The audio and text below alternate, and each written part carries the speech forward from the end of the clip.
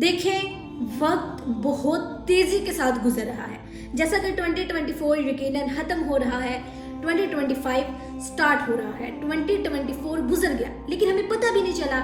اور خوش قسمت ہیں وہ لوگ جنہوں نے قرآن پر عمل کرتے ہوئے 2024 کو گزارا, اللہ تعالیٰ کے احکامات کی رعایت کرتے ہوئے, پیغمبر کے طریقوں کو اپناتے ہوئے, انہیں فالو کرتے ہوئے 2024 گزارا.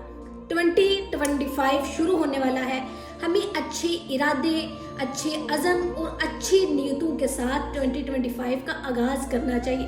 آج کل جو عوام نے رٹے لگائے ہوئے ہیں happy new year, happy new year, happy new year, یہ جو ہمارا نوجوان طبقہ حرکت میں آیا ہوا ہے ہیپی نیو ایئر کو لے کر, تو یہ کہنے کہ ایک دوسرے کو نئے سال کی مبارکباد پیش کی جا رہی ہے. اس بارے میں اسلام کیا کہتا ہے اور ہمارے کلچر کو اس سے کیا نقصان ہو رہا ہے, اس حوالے سے چند باتیں میں آپ کو بتاؤں گی.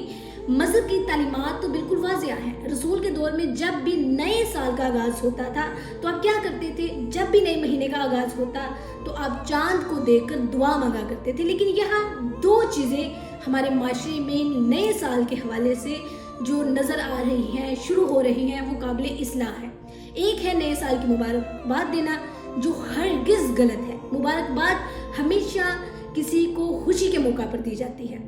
نئے سال کا آنا کوئی خوشی کی بات نہیں ہے. اس پر تو ہمیں غم منانا چاہیے کہ ہم جتنی بھی زندگی دنیا میں لے کر آئے ہیں اس کا 1 سال کم ہو گیا ہے.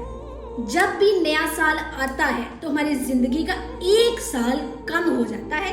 تو ایسی حماقتوں سے اجتناب کریں, ایسی حرکتوں سے باز آئیں. بچوں والی حرکتیں نہ کیا کریں happy new year, happy new year, کیونکہ یہ کوئی تک نہیں بنتا. خوشی کا موقع ہے, کسی کی شادی ہے, کسی کے بغیر کوئی بیٹا ہوا ہے, کوئی کامیاب ہوا ہے, ان چیزوں پر مبارکباد ہوتی ہے. ادروائز یہ جو ہم نے آج کل سیلیبریٹ کرنا, ہیپی نیو ایئر کو خوشی منانا, یہ اسلامی سال میں درست نہیں ہے, ٹھیک ہے, اور نہ ہی کسی اور سال میں. تو ہمیں یہ سمجھ جانا چاہیے کہ نئے سال کی مبارکباد نہیں دینی چاہیے, بلکہ اچھے ارادے اور اچھی نیتوں کے ساتھ سال کا آغاز کرنا چاہیے. اور ہمیں دیکھنا چاہیے کہ پچھلے سال میں نے جو مسٹیک کی وہ میں اس سال ہرگز نہ کروں, اور میں قرآن کا علم اس سال لازمی سیکھوں. ٹھیک ہے جی.